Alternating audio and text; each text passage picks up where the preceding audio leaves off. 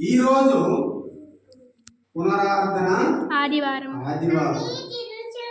ఈరోజు బల్ల కార్యక్రమం జరిగే ఆదివారం. రొట్టు విరుచుట అనే ఆదివారం. రొట్టు విరుచుట యేసుక్రీస్తు ప్రభువు వారు పరిశుద్ధ రక్తం మనము తీసుకునుట. హల్లెలూయా. అపోస్తలులు ఇంటింటా భుజించేవారు అప్పట్లో. ఇప్పుడు మందిరాల్లో మనము కూడుకుంటున్నాం. హల్లెలూయా. మందిరాలు ఉన్నవారు మందిరాల్లో మందిరాలు లేని వారు ఇంటి కాడ కూడుకొని రొట్టె విరుచుటూ దేవుని యందు ఆనందిస్తున్నారు. హల్లెలూయా. హల్లెలూయా. అయితే వాక్యంలోకి వెళ్ళే ముందు చిన్న ప్రార్థన చేసుకుందాం. అయినా అందరూ తలలో ఉంచుకోండి, ప్రార్థన చేసుకుందాం. స్తోత్రం నాయన, స్తుతులు నాయన, వందనాలకు ఆశీర్వాదమైన దేవ, మహాగరుడ, మహోన్నతుడ, మీ బంగారు పాదములకు స్తోత్రం అయ్యా. అయ్యా నేను ఏ పాటి వాడిని తండ్రి, పురుగు వంటి వాడిని, పేడ వంటి వాడిని, పెంట వంటి వాడిని, దుమ్ము వంటి వాడిని, ధూళి వంటి వాడిని, చెత్త వంటి వాడిని, మట్టి వంటి వాడిని తండ్రి నన్ను ఎంచుకున్నారు. ఈ రోజు నన్ను ఇక్కడ నిలబెట్టారు, అందులో బట్టి మీకు వందనాలు.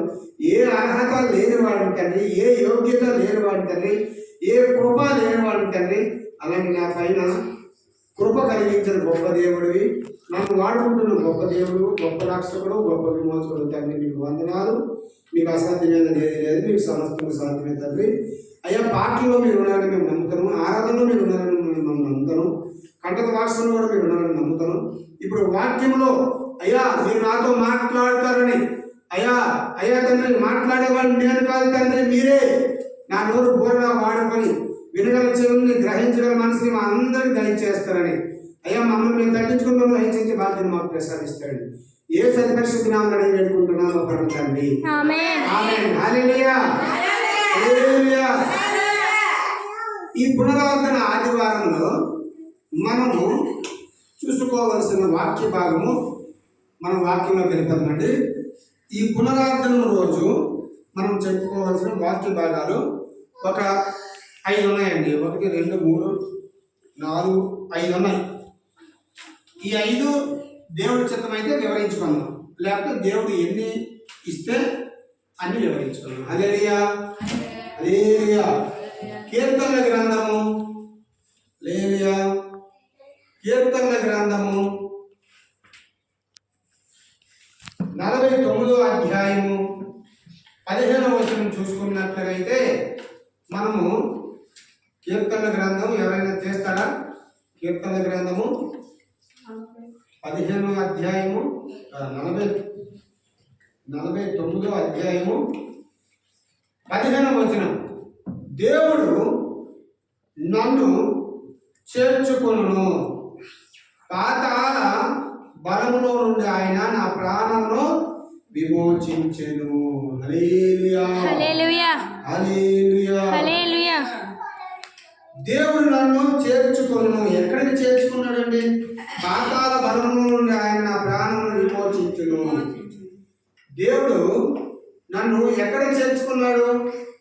తన కౌగిలికి చేర్చుకున్నాడు. తన కౌగిలికి హత్తుకున్నాడు. హల్లెలూయా. తన గుండెల్లో మనల్ని ఉంచుకున్నాడు, తన ప్రక్కన మనల్ని చేర్చుకున్నాడు, తన నడవడిలో మనల్ని చేర్చుకున్నాడు, తన స్థితిగతుల్లో మనల్ని చేర్చుకున్నాడు. హల్లెలూయా. యేసుక్రీస్తు ప్రభువు వారు మనల్ని ఎక్కడ చేర్చుకున్నారు? తన పరలోక రాజ్యాన్ని చేర్చుకున్నారు. హల్లెలూయా. 2 చేతులు పైకి హల్లెలూయా చెప్దామా? హల్లెలూయా. మనల్ని ఎక్కడ చేర్చుకున్నారండి? తన పరలోక రాజ్యంలో మనల్ని చేర్చుకున్నారు.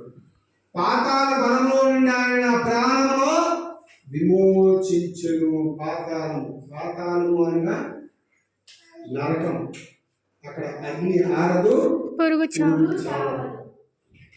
హల్లెలూయా. అక్కడ అగ్ని ఆరదు, పురుగు చావదు. దేవాది దేవుడు ఈరోజు మనతో మాట్లాడిన మాటలు, పునరావర్తన ఆదివారం రోజు నీతో మాట్లాడిన మాటలు ఏమిటి అంటే, నిన్ను తన కౌగుల్లో చేర్చుకుంటాడట, తన మనసులో చేర్చుకుంటాడట, తన ఆత్మలో చేర్చుకుంటాడట.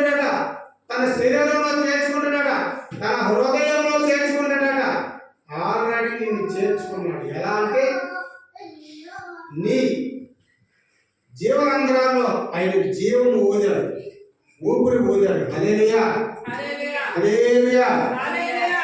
నీకు ఊపిరి పోసింది ఎవరు? జీవం గల దేవుడు తన జీవముని నీకు ఊపిరిగా పోశాడు. హల్లెలూయా, హల్లెలూయా.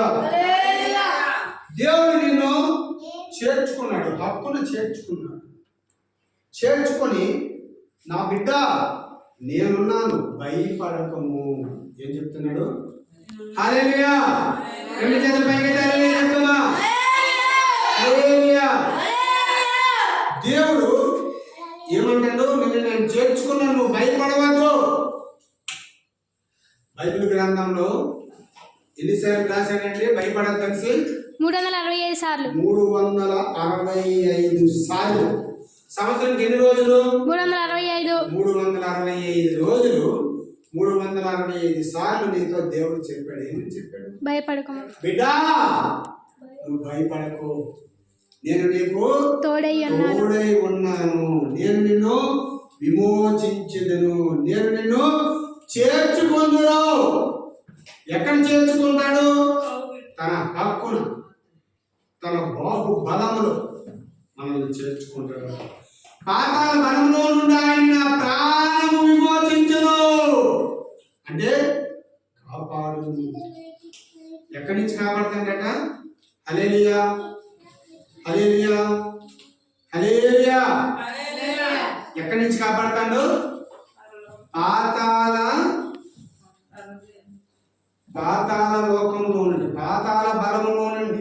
పాతాళం ఎక్కడ బలం ఉంటుంది మనకి? హల్లెలూయా.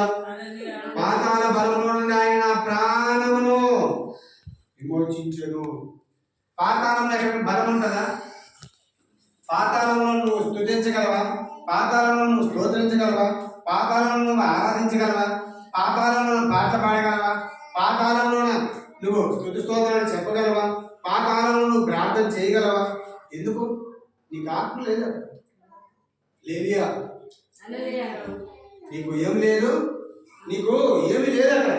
నీ ఆత్మ అక్కడ ఏం చేస్తుంది? నరకంలో నీ ఆత్మ ఏం చేస్తుంది? నరకంలో శిక్ష అనుభవిస్తుంది. హల్లెలూయా, హల్లెలూయా.